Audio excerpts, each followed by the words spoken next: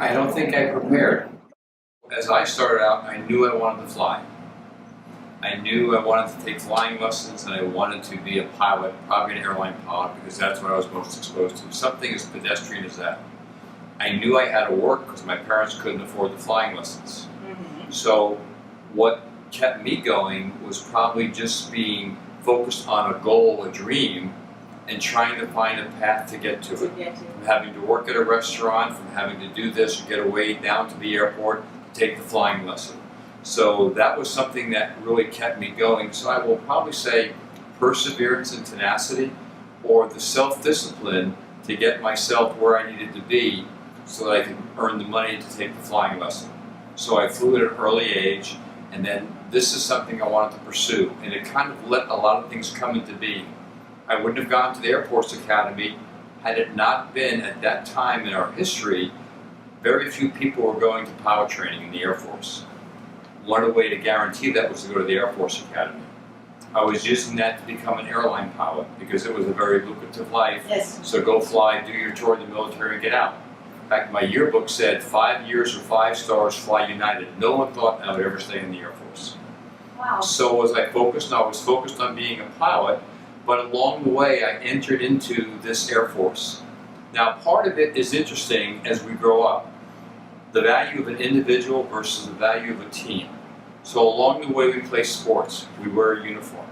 A baseball uniform, a soccer uniform. You may do something in scouting or some civic or a church group where you're in another type of uniform. As you progress through, I was always in some type of uniform, from a band uniform to scouts to a sport uniform. I kind of traded those in for a military uniform when I went to college. And along the way, I found great value as being a member of a team. Because along the way, being a member of a team, as the team is successful, you're successful. A lot of folks don't understand that. It's about their own individual success at the expense of the team. So one of the lessons I probably learned was the value of being a team. And it really came into being focused in the Air Force because I came in pretty rough and tough, very competitive, very argumentative, a kid from North Jersey, a lot of attitude, and I was smart enough, wise enough to surrender some of that to the folks on the Air Force team. And along the way, they helped teach and school me on how to be more effective. My dad gave me a book when I was 17 called How to Win Friends and Influence People. It's written many, many decades ago. He said, you probably need to read this every couple of years because you have a lot to learn, son. So again, we come into an organization, I'll say raw, with talent, or, and I use this term, a motherboard. We all have a motherboard. And the question is, and that's kind of the organic who you are, what you got from mom and dad.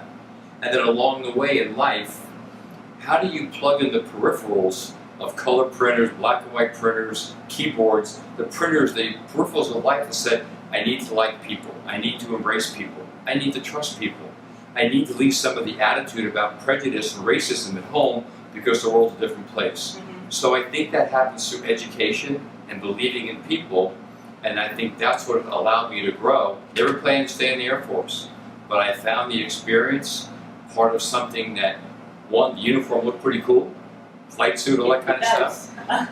Along the way, I felt like it didn't just protect me, it became part of my heart. It kept me warm, it gave me definition, and later on, the uniform became part of the fabric of my life. Because everything I do is about serving, but that happened along the way. So do you start out as a child or a young person that way? I would say no.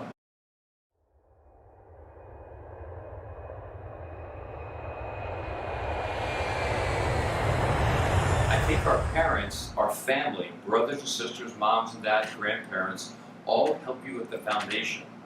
They all sometimes give you the tough love, they help guide you. And it's really up to that individual and their relationship. Do they accept it? Do they reject it? So there's no one magic elixir. So I would tell you, had I been brought up 10 years earlier, 10 years later, I may not be the person I am today. So I think there's a lot of luck, as Sun Tzu would say, a lot of opportunity, and luck is when opportunity meets preparedness. Yes, absolutely. So I think there's a lot of misfortune along the way. And I think there are just as many wonderfully talented people who perhaps didn't get the same opportunity at the same time. So I feel very fortunate, very humbled. I don't feel very special.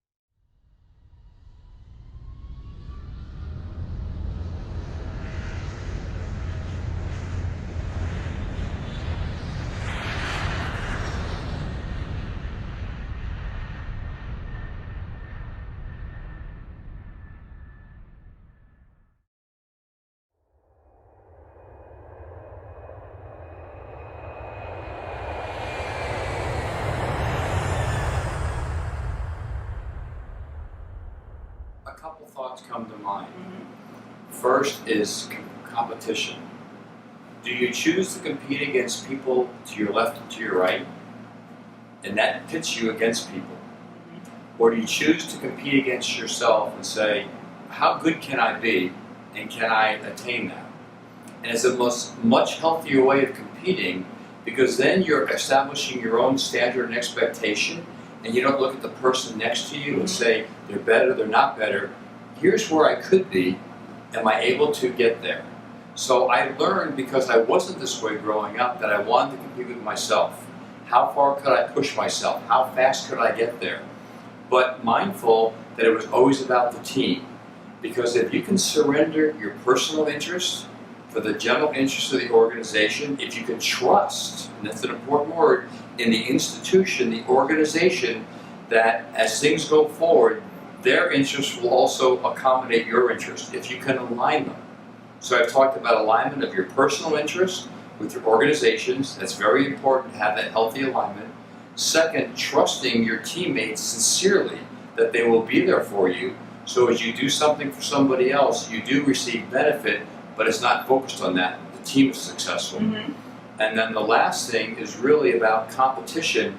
It's important to be as good as you can be, in my mind, to reach your full potential, but to do it in a healthy way, one that doesn't pit you against the people next to you on your team, because that becomes destructive. Yeah, so your method, I mean, trying to summarize that, your method was always looking at the whole instead of worrying about your own self. You depend on us, but count on me. Depend on the team, but count on me to do my part, and I'll be the very best I possibly can.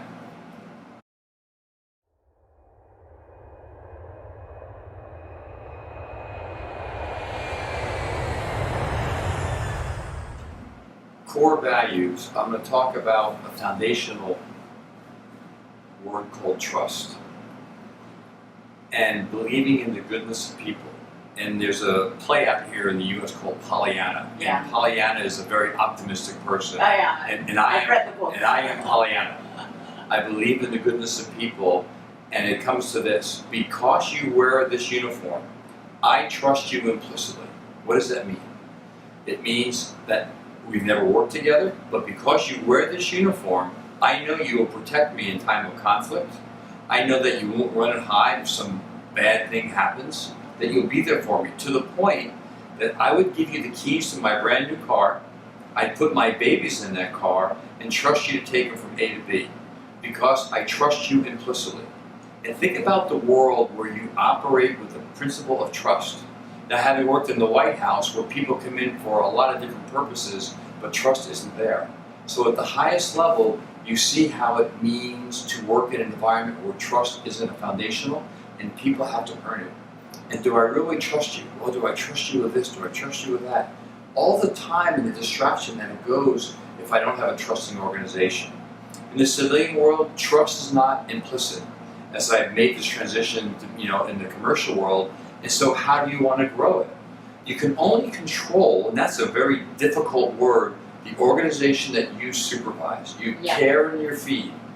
And you can start by trusting by just being open and honest and helping people realize their full potential. Not holding people back, but by empowering them. By saying, I believe in you, and being sincere, and then on Thursday at 5 o'clock when it's really looking bad, not doubting that belief. That's when it comes from the inner person. Do I really believe and trust in the goodness of people? And sometimes you'll be hurt or disappointed. That's okay. But give it another round. Now, if someone's deceitful, deal with that person, but do not punish the organization. And it becomes contagious. I see it here. It's going to take me a lot longer to build a trusting environment because people were not of the ilk. They were taught to take care of themselves. And we have a wonderful organization, but it's different than a military where that's the expectation. So I think trust is key. Believing in the goodness of people and practicing that and letting people rise to be all that they can be. By empowering them, I think is the foundational principle that carries you. Another one is loyalty. I believe you have a higher amount of loyalty to those beneath you than you do above you. If you think of a sword, you have a short handle and a long blade. Well, that blade is a blade of loyalty because those people depend upon you and how you care for them, okay, and you're entrusted with them as a supervisor. So your loyalty has to be to your people and to your peers and somewhat to your boss. But how do you deal, because I can understand building a really strong connection with your people. But then something happens above you that impacts your people and there was nothing you could do about them. You couldn't save them. So wait a minute. What are you saving them from? Was there something they did that was illegal, unethical? No, not illegal, not unethical, but maybe a decision by the higher ranks that, for example, to let somebody go. Okay, example. That is a good team member. When there are successes, it's we. Whenever there's a problem, it's I. I am responsible for the failures of my organization. They are responsible for the successes. So to me, you were not an adequate shock absorber or not involved enough with your people, but my CEO, he doesn't call down to my subordinates. If there's a problem, he calls me. Right. And then I decide how, for the health of our larger organization, for the health of the smaller one, do I best use this as a teaching methodology, or does someone break the rules to the point that I have to dismiss them? Yeah, no, for me, I saw this happen many times throughout my 20 years in my career where things would happen to my people that I would only know about after the fact. Then were you connected to your people sufficiently? Yeah, to my people, yes, but my feeling is that not to the people above me. Then you weren't managing above. There's a term for that. Yes. So again, I thought I was. I didn't see it. Well, but again, that's the beauty of leadership. Yeah. If you're not willing to make mistakes and have losses along the way, you're never going to grow. You can go down a ski slope at 2 miles an hour and never fall. Wow, what an exciting day. Or you can fall and fall and fall and fail. I once told a civilian who was working for me, we were in Dayton, Ohio. I hadn't worked with him when I was a major. I said, I'm not sure what these civilians can do. I'm not sure you're really dedicated. I made this guy so mad, he got in his car in Dayton, didn't look up until his fuel light was on empty in Pittsburgh. He drove 5 hours. He was that mad at me. Talk about a failure. He's on a team, he's a dear friend now, but that's how we started. I sure upset him because I didn't value him. So again, leadership is making mistakes, and you can't borrow someone else's leadership. It has to be your own. So when you had that incident occur, how did you shape it next time so you weren't surprised? I think I certainly tried to be closer to the decision makers to at least know what was going to happen, because these decisions, my feeling is that they're made on a very short time frame. My feeling is that they react thinking short term. It's like as if their cash flow would only last for a month or something like that, and they have to make these decisions, these adjustments so quickly that they don't have the time or the interest to share and to make that be a common understanding. Right. So what I did is I tried to be closer, but again there was frustration and lack of trust, because my feeling is that I was never strong enough to really stop things from happening. It doesn't have to be strong enough, it has to be influential. Influential enough to make And things. so being right is necessary, and they'll say this again later on, but it's not sufficient. So it's how to use the information so that your supervisors, your bosses, didn't react, they chose to act. So they were reacting, and the reaction you couldn't stop. Right. So the question, by working it ahead of time, by feeding the bear, I call the bosses the bear, how do you feed them? How do you give them the perspective so they can act in a better way for the health of the organization? Because no one benefited when you fire somebody summarily because they're reacting.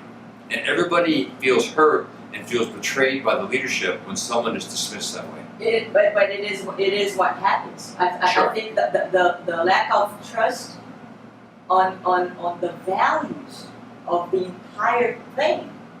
It's something that can be. My impression is that this breaks really easily, and it takes.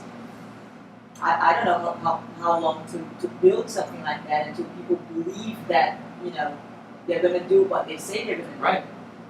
Yeah. So it's, for me. I mean, it's interesting to hear the perspective of the military, where trust is something that comes before everything else. Because I think that's very different from. It changes the whole dynamic. It does. It really does. But there are also organizations in the commercial world that have that same quality. Oh yes. Oh yes. Hospitals have it. Think about it. Think about the relationship of a lot of the organizations in a hospital, implicit trust between a nurse and a doctor and a patient. Yeah. Okay. Between the radiologists, that has to be there. Think about it in some of the business sectors where there's a very close team working something. There is trust. The question is, if it's not in your organization, how do you evolve it to the point? It takes time. Yeah, because I was going to relate that to the size, but then I said, no, that's stupid, because there's nothing bigger than the Air Force. So it doesn't depend on size, because it's certainly easier to manage a smaller group of people and to build that trust. The larger it gets, It's about leadership. the more difficult it becomes. But no, it depends. You have to be more consistent. Yeah. And persistent.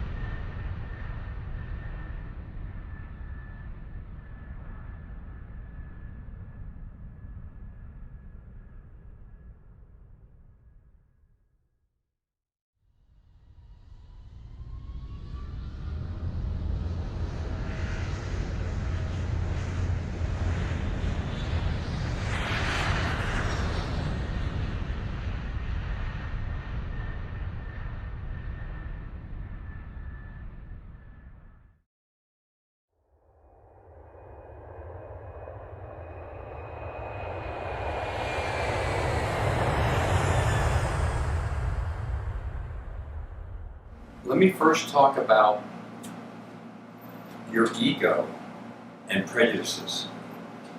Every leader has an ego, I'm sorry. Whether you think you're humble or not, by virtue of being in a position, you have an ego. It's insidious, and you come to a point where the people all around you tell you how wonderful you are because they like you. The ones that don't like you, they're just not around. So you get the skewed view of your self-worth. Okay? So let's be honest about it. You read the press clippings that are good, not the bad ones. Then you talk to your family, your husband, your wife, and you get a real dose.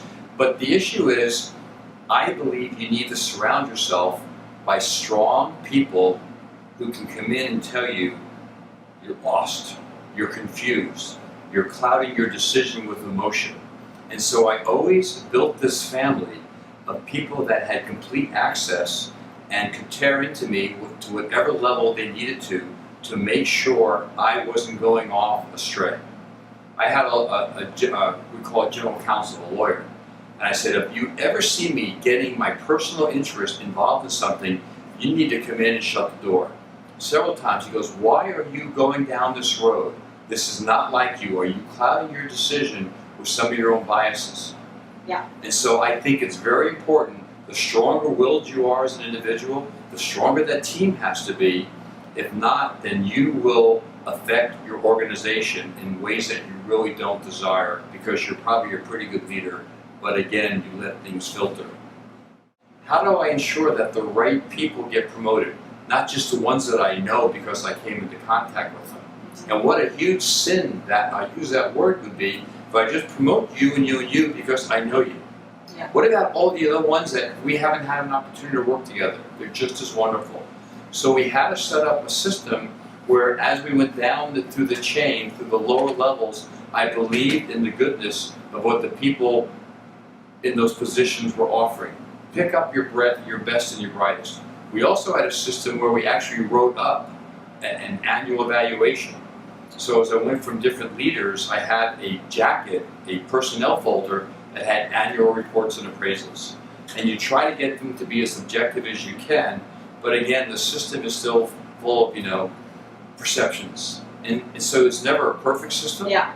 But the thing you have to do is not tolerate people getting awards, people getting promoted because they have access to you. And so you have to go out and find, what a wonderful person in Pakistan, what a great person in Buenos Aires, what a wonderful person in California, and you kind of have to create the environment that there's talent all over. And let's let those people rise and not just have the ones that are near the headquarters. But is there is it a system of the military, like an objective? Kind of like if you get, like you talked about the evaluations. Is there something that is like automatic, that there's no personal judgment involved? Is that what you're talking about? There is personal judgment, and we pay our leaders to have that personal judgment in an objective way. Can you sometimes have a bad boss who doesn't write you up fairly because there's prejudices? Yes, but then you actually have a system in ours to contest that and say, this wasn't a fair evaluation, here's my rationale. So within our personnel system, we do have a very robust system to ensure fairness, to ensure opportunity. So that's important in a large organization. Now, in the commercial world, I've been with teams where, let's appoint Bill. Well, why? Well, because we had lunch with him last week. He's a great guy. Oh, He'll do a great job. Yeah. But that really disenfranchises the entire organization. Absolutely. Because they feel like they didn't have access because they weren't at the Monday breakfast. And so that's something to me that breaks down trust. Because, again, everybody wants an opportunity. And they don't mind being told they didn't get it, but they just want a chance. Right. And so you have to create that environment. That's very important, and it doesn't exist across all of the different commercial opportunities. Yeah, what I think is that it's very hard to tell the truth. So these evaluations, in the end, Yes. they've all looked good because nobody had the courage to really tell the truth. We have that same problem. And then it just destroys the whole system because then you fire somebody who had great evaluations just because the evaluations were not. I don't think it's as dramatic that one day I had a whole bunch of evaluations and my dad was reading them and he worked for ABC TV. He goes, son, these are all wonderful people. How can you tell that's an A or B or a C? I said, well, this word. He goes, it sounds like you need a secret decoder ring. Say, if you're a solid person, that's average. This person walks on water, that's B. So how do you get an A? And I go, wow, Dad, do we have such a jargon that we're not communicating? But within our culture, within our tribes, we had ways of communicating. So we tried with a perfect no. Was it effective? Yes. Could it always be improved? Yes. Yeah, because I think that the problems are easy and people pretty much agree of what the problems are. But 90% of the people are not problems. And then how do you make the decisions? How do you, because these evaluations, unless the system is good enough that people tell the truth, it's like everybody's fantastic. For the most part, we do tell the truth. It comes Yeah. into the layers of how good, the superlatives. But if someone's done something wrong, it's well documented. Right. If something wrong, it's easy to deal with. Right. But But the it's all- average, Yes. that is so hard. Yes, that's always a problem, and the system always becomes more skewed. You change the system, you re-baseline, and that's a condition of the personnel system across any entity. You always have to fight it and be wary of it. But it's also up for the supervisor to advocate for his or her people. Again, that's the loyalty piece. Oh, yes. Yes. But when you were making your decisions, did you reach out to these supervisors that perhaps you didn't know personally to ask about the people and or did you just rely, my question is, did you just rely on the paper, or did you actually have to have like a conversation to Right. be able to make the decisions? Our promotion system is on paper. Yes. It's part of the law of the land of how we promote. It cannot have prejudices built in. And the secretaries of the service who run the military departments oversee that. So it's very prescribed to be as objective as possible. We also then went, who gets the key positions? Initially it was all about, well, let's give it to this person, this person. We actually went to a central board. Our promotion is a central board of all people who are eligible to promote across the Air Force. Our command, our key leadership positions are also boarded. Everybody who wants to screen for command goes into the selection, and we look at your job performance. We look at what your boss says about you. Yeah, then it's up to the boss to go speak for that person. But it's actually written, not Oh, voted, yeah, because it's okay, too large yeah. people. And then we actually come up with a ranking of who is the most talented. And we say there's 20 positions, there's 40 people, and the top 20 get it. And we may have, 5-10% that are alternates in case something happens. And we do that every year. So it is a very cumbersome process. Some would say, it's a meritocracy. Yeah. But to me, it's a system that we have to have in an organization that has 700,000 people. Right.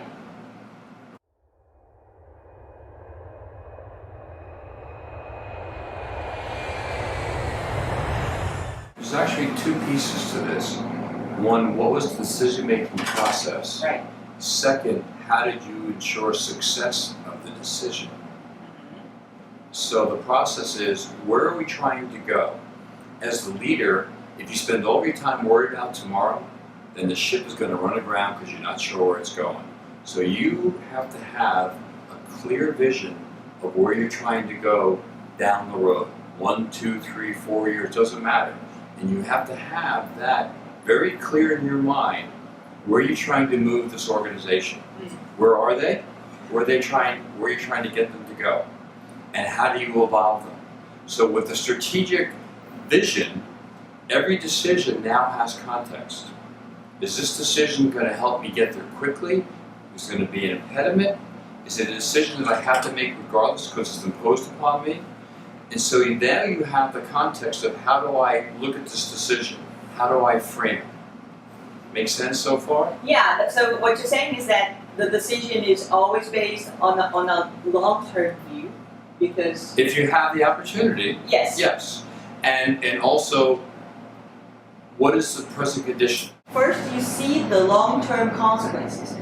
Maybe you're not able to deal with that consequence. You have to move quicker, and then, but at least you realize what the long-term consequence of your decision is, even though you might not be able to follow that.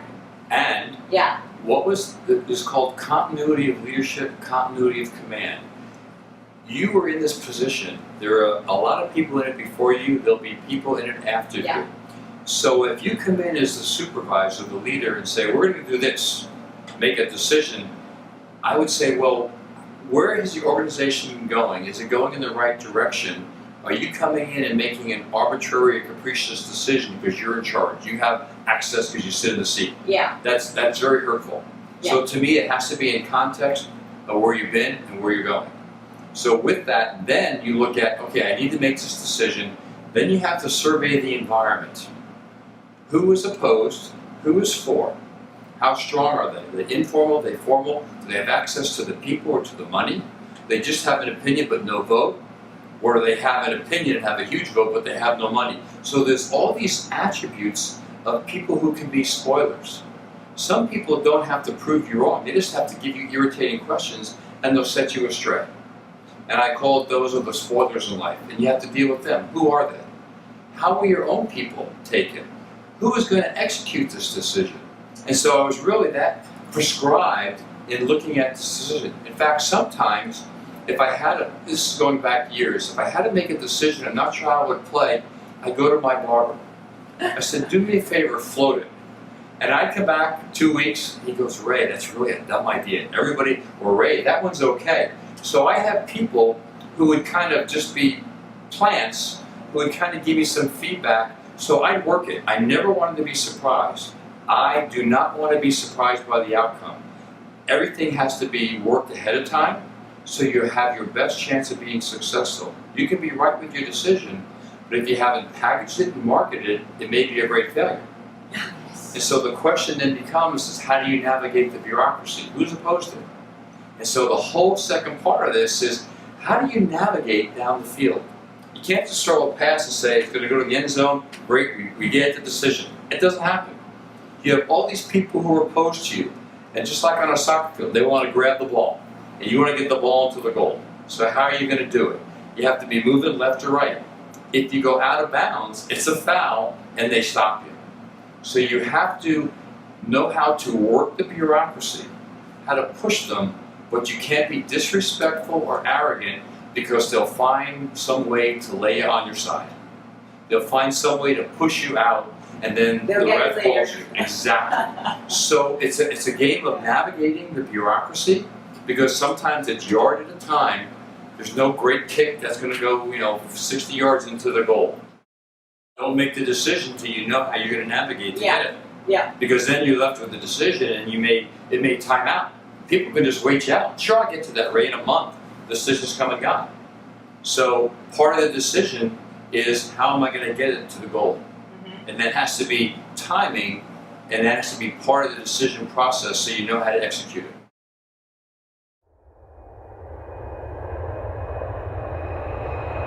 That's not stress, that's opportunity.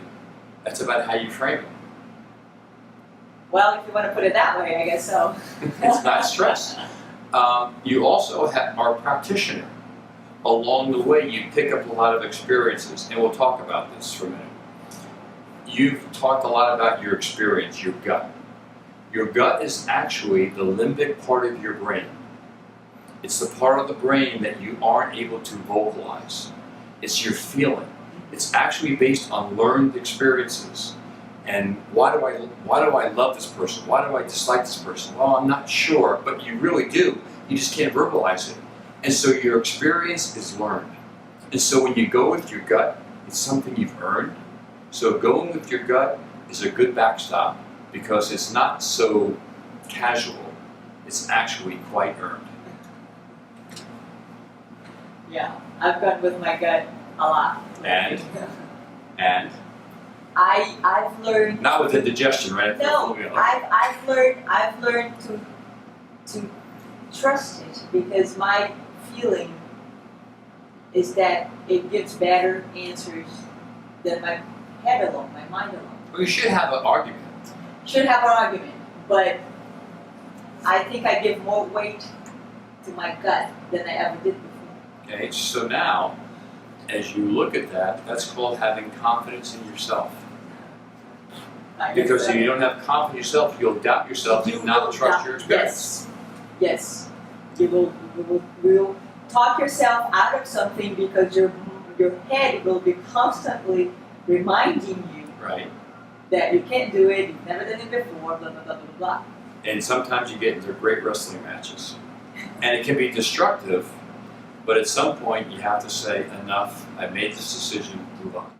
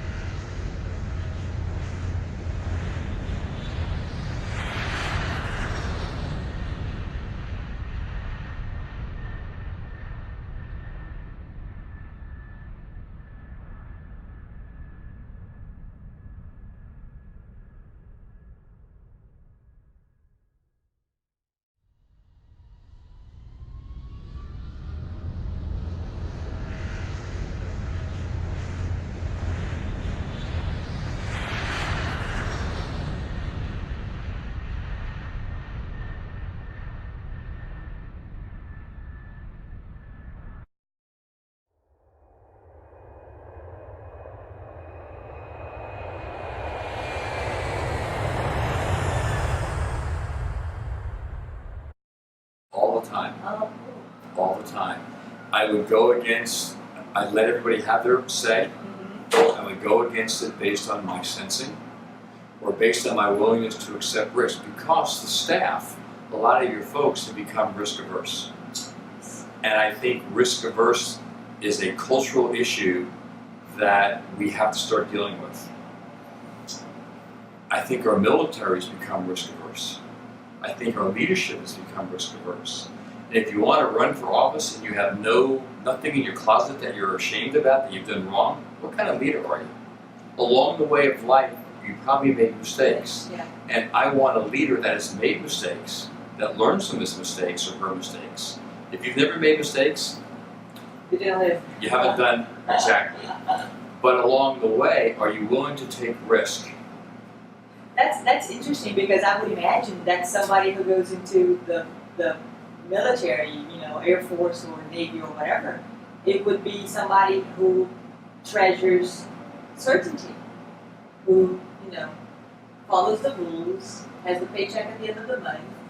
I wouldn't think of somebody who loves risk, unless he's a cash pilot. Okay, but let me explain risk. Risks are meant to prescribe rules, and rules should apply unless they should be broken. Should be broken. An A-10 pilot flying in Afghanistan, there are troops in contact, and he wants to go help them. He can't get down because the weather is solid deck. He has a rule that says you will not fly over Pakistan, but he sees the border close and he sees a hole in the clouds. He shoots over Pakistan, gets in the hole, goes down and aids the troops. He has broken the rule, and a big rule, because he flew over another nation's territory. He comes back in, he lands, and he takes his wings, he puts them on the commander's desk. I violated the rules. I flew over Pakistan. This was my rationale. We gave him a medal. Another crew that was flying up, and they called the alleyway to get up to Afghanistan, they got off course. They got off course because they weren't paying attention. They violated the rules. They were sent home and grounded for a little while because they violated the rules for the wrong reason. For the wrong reason. And so I will tell you, the rules have to be respected, but a leader is expected to do what it takes to accomplish the mission and not worry about his or her success. Let's get the mission done. There are times I have violated the rules and it meant saving somebody's life. There are times And so you have that discussion with yourself. When is it, am I justified? And I'm willing to accept the personal risk of doing it. Yeah, I thought that was really interesting because I would never imagine. I always thought that the whole thing was based on following the command. And if this is what you gotta do, you don't have any room to make your own decisions. I always thought this was the way. You come to a stop sign. It's 10 o'clock at night. Nobody's around. You know the community. It's dark, 10 o'clock at night. Do you come to a full stop at the stop sign, or do you go straight? I'm from Brazil. I run every stop sign at night because I don't want to be robbed. It's like stop signs after 11. So now, are there people in Brazil? Yeah. Do you have friends that at 10 o'clock at night they would come to a full stop? Are there somebody there who is that rule compliant? I think probably yes. Okay. So I was with a friend. 10 o'clock at night, I'm in the back seat, and he comes to a complete stop. And he is a very successful gentleman. And I said, you know, there's room for both of us, because I probably would have looked both ways and rolled through. Although I said, as a commander, I have to hold myself to the highest standards, because I am enforcing the rules, and I have to hold myself to them. Yes. So again, not always holding yourself. So I'm doing something I don't respect in myself. Okay, so we're not perfect. The system right now, I will tell you, is risk averse. The system does not. If you do make those decisions, a lot of times you will be criticized, you will be challenged, you can be brought up on charges. Wow. And so right now in our society, if you think about it, we become very risk averse. Well, let's take growing up in New Jersey. Leave the house, go hitchhiking to New York City at 14 years old. Okay, I came home for dinner, that's all my mom and dad needed to know. They didn't have a clue where I was. We put our kids in the backyard, we gave them knee pads, elbow pads, we gave them a GPS locator, and we locked them in the backyard, and we hope they survive childhood. We as a society become much more risk averse. Yeah. So the question is, how do you put that in context with doing your business? If I shake your hand and we have a business deal, do I trust you? Or do I want 5 things signed by our lawyers in a team? Risk averse, trust. They sometimes oppose each other. So we had a tanker back in the Vietnam War, an air refueling aircraft. Brazil has the 135 tankers, and they were told, as an Air Force tanker, you would not air refuel Navy airplanes. Mm-hmm. You would not do it, and you only refuel over the water up high. There was a Navy tanker that was actually refueling a Navy fighter because one of the aircraft went down and they were running out of gas. Yeah. And they called for help. And this Air Force crew came down to 5,000 feet over Vietnam so they could plug this Navy tanker.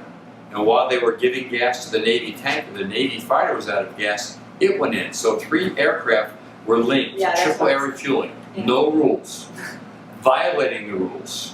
At the end of the day, they were successful in giving gas to the fighter so he could stay overhead of his buddy who was shot down. They get done with it and they look up and where to go back and never say anything about it. Oh, our gas is too low. Yeah, they had to we have to land in South Vietnam, and no aircraft are allowed to land in South Vietnam. It gets discovered. What did you do? Well, we flew over the land, we flew real low, and we gave gas to the Navy. They were going to court-martial these guys. They brought them back. And the Navy said, if you court-martial them, we're going to give them the Navy Cross, one of the highest awards. Again, how do you deal with risk? So at the end of the day, they got a McKay Trophy, which is an award for great airmanship. So again, this is going back to the Vietnam era. We've always had these conversations of how do you want to treat risk. And I will offer, if the people are doing this for the good of the organization, then we need to dust them off and put them back in and say, you've done good. If you think they're doing it for personal gain, or they're doing something immoral or illegal for other than good reasons, then they need to be handled that way. Right. But that's a conscious decision, and we are not dealing with it. We're just saying, no, you're not worthy anymore. We put you off to the side.